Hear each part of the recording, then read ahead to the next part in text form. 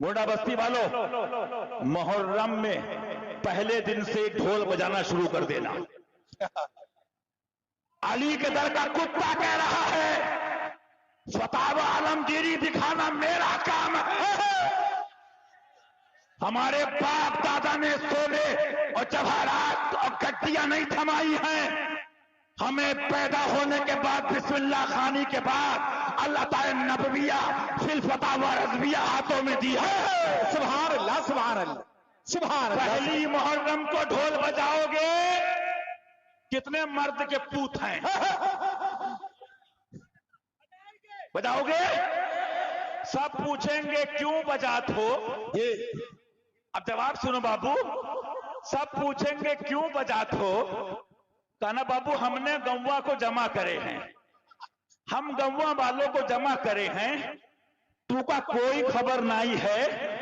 हम तो फतावा आलमगीरी पढ़े हैं, क्योंकि ऐलान के तौर पे ढोल बजाने की रुख्सत है। अब कहने तू का ऐलान करत हो? कहना बाबू हम ऐलान करत हैं कि इमाम हुसैन का महीना शुरू होगा।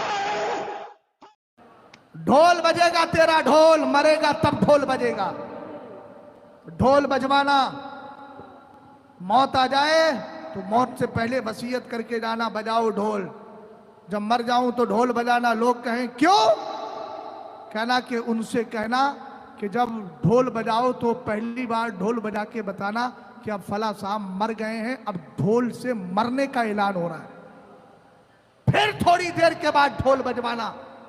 बोले अब क्या? बोले अब हजरत को गुस्ल देने के लिए लेकर के जा रहे हैं।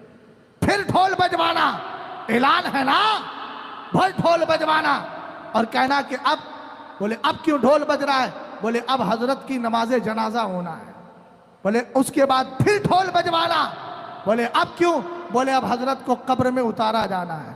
फिर ढोल बजवाना, कहना अब क्यों? कब हजरत बिल्कुल अंदर चले गए हैं और कब्र बंद हो गई, अब आप लोग घर जा सकते हैं। क्या दीन को तमाशा बना के रखा है इस कौम ने। 10 दिन ढोल बजाना। हमने कहा हमें मालूम है तू कहां जाके बैठने वाला है। बात समझ गए?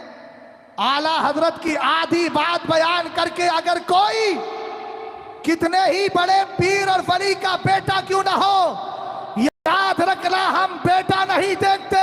अबे हम तो वो लोग हैं जब मस्जिद नबवी में जाते हैं तो पहले मुसल्ले का इमाम देखते हैं। जब मस्जिद नबवी के अंदर हम जाके जांच पड़ताल कर सकते हैं तो हिंदुस्तान में जांच पड़ताल क्यों नहीं? नारे तकबीर, नारे रिसालत, मसलके आला हजरत। गौर कर रहे हैं? और सुनो, आला हजरत की औलाद में भी हम चेक करते हैं, हर एक को कबूल नहीं करते। आप कहेंगे आला हजरत की औलाद में भी जांच पड़ताल, मैंने कहा हम नहीं कहते, आला हजरत ने ये नहीं कहा मेरा मसलक जो मेरी औलाद से जाहिर है, बल्कि कहा मेरा मसलक जो मेरी किताबों से जाहिर है। और जब आला हजरत ने कह दिया कि मेरा मसलक जो मेरी किताबों से जाहिर है, तो अगर आला हजरत की किताबों पे अमल करने वाला अपने वक्त का मौलाना हामिद रजा खान होगा तो हम हामिद रजा खान नहीं हुज्जतुल इस्लाम के नाम से याद करेंगे। अगर अमल करने वाला मुस्तफ़ा रजा खान होगा तो मुफ्ती आदम के लक़ब से याद करेंगे। अगर अमल करने वाला इब्राहिम रजा खान होगा तो मुफस्सिर आदम के लक़ब से याद करेंगे। अगर अमल करने वाला अख्तर रजा खान होगा तो हम ताजुश शरिया के लक़ब से याद करेंगे। और अगर अमल करने वाला असद रजा खान होगा तो कादिए हिंदुस्तान और कायदे मिल्लत के नाम से याद करेंगे। और अगर आला हजरत के मसलक पर चलने वाला अपने वक्त का जियाउल मुस्तफा होगा तो मुहद्दिस कबीर के नाम से। नारे तकबीर, नारे रिसालत, फैज़ान हुजूर कायदे मिल्लत, फैज़ान हुजूर मुहद्दिस कबीर, नस्ल-ए आला हजरत मुफ्ती शहजाद आलम साहब कबीला। और अगर मसलक पर अमल करने वाला मौलाना हशमत अली लखनवी सुम्मा पीलीभीती होंगे तो हम उनको मौलाना हशमत अली नहीं हुजूर शेर बचे अहले सुन्नत के नाम से याद।